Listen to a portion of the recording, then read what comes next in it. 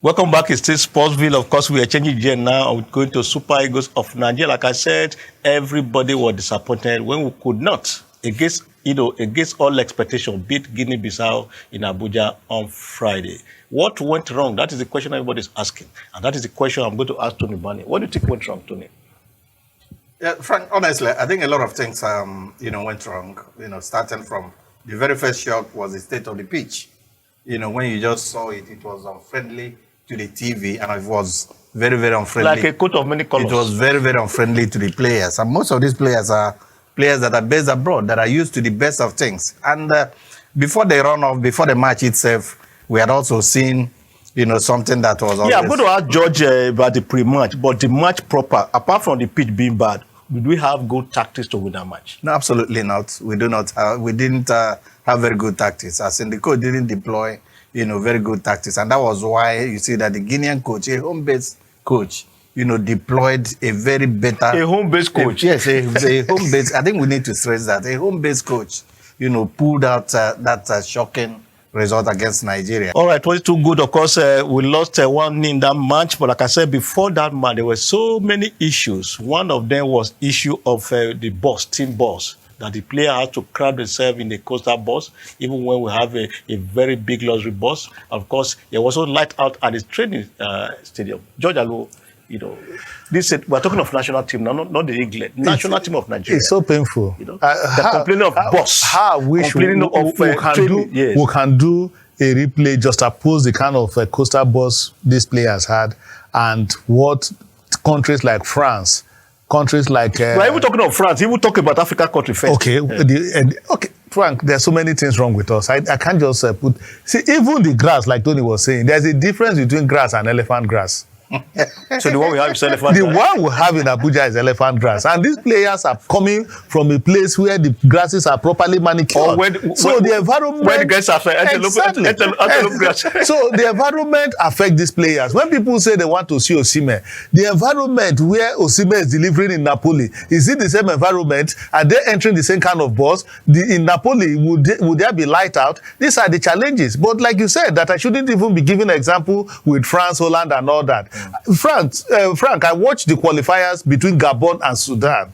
I mean, you need to see the ambience in Gabon. And I watched that between Algeria and Niger. You need to see the ambience. You now begin to ask your question that what is wrong with us? What is wrong with us? That is the question. I want to ask Matthew now, what is wrong with us? Even before that match, the two coaches were out to stay because they want to do rotational policy. I begin to wonder, are we playing football in a different planet? Funny if you ask me, most of us are hearing this for the very, very first time. The rotation of coaches in the national team is happening for the first time, and this happens to be with the Super Eagles. You begin to ask yourself, who are those advising Ibrahim Gusso? And for me, the level of disrespect to these ex-internationals who were asked not to report to camp, for me, it's painful. These persons have been with the team for the last 14 months. You begin to ask yourself, do they really have a contract in the said there's no contract, there's no allowance, there's no salary, there's even nothing. They've not been paid. So why is it there? Why is it there? Yeah, just the fact that I'm with the Super Eagles, the traveling experience, the bonuses, when they finally pay you,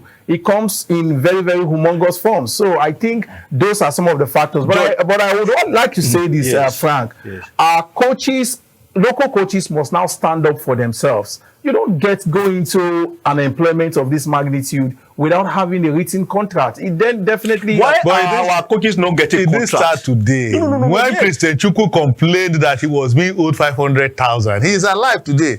The late Ogunjobi said Vaba is not on paper.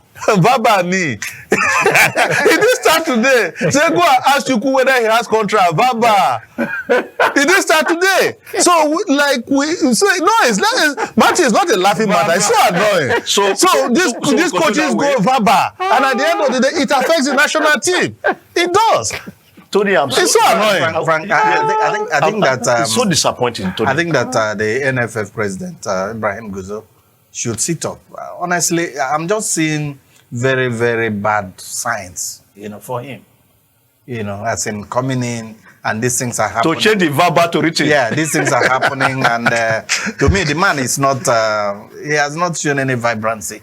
As in, this is It what, is verbal. because he took over from a very vibrant person. Every Yes. team has a philosophy Yeah. that every manager in that chain will definitely align with and work with. What's our philosophy? By the time you start rotating What is our philosophy? we don't know at this point. No, So we it don't have. tells Do we you- have? We don't have. So if we don't have, We so the chose we don't have. coach can reshuffle and reshuffle. All right, we're talking about the Super Eagles. It's very, very funny that at this stage of our development, we're talking about Super Eagles struggling for a coastal bus.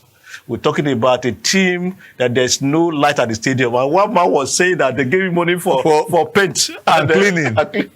And you see that same person, that same officer will still be in charge. No, you see, you're telling me, So, so it's a case of no matter what you do to this country, you are left there. There's so much impunity. A national team Nobody says there's no money for nobody diesel. is held accountable for whatever. George, It's George, so annoying. even though we are laughing at the studio, but I can tell you it's not funny. It is very, very painful that, this century, that we're talking about elementary problem that we thought we have solved 20 years ago.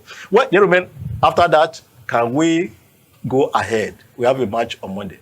Let's look at that. Yes, we have the ability to go out there and win. Where is the ability? Yes, I think the guys will be more relaxed, playing, especially maybe they go to... I don't know a what venue gives that a is man to this better. confidence. Yes, What do you mean by more relaxed? yeah. You couldn't be relaxed in your home. A lot of distraction. Those of us who have been around the Super Eagles, especially at this time, playing at the Abuja pitch, we made mention of how bumpy the bad state of that pitch. I feel the guys will be more relaxed, understands that a couple of mistakes have been made. The support cast of Victor Osimhen, I think, will work perfectly going into the return leg. I see us winning away. George.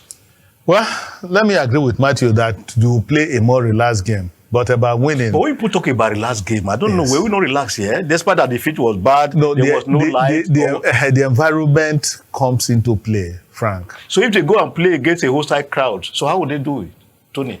Right, I beg to differ, from my colleagues. I do not know.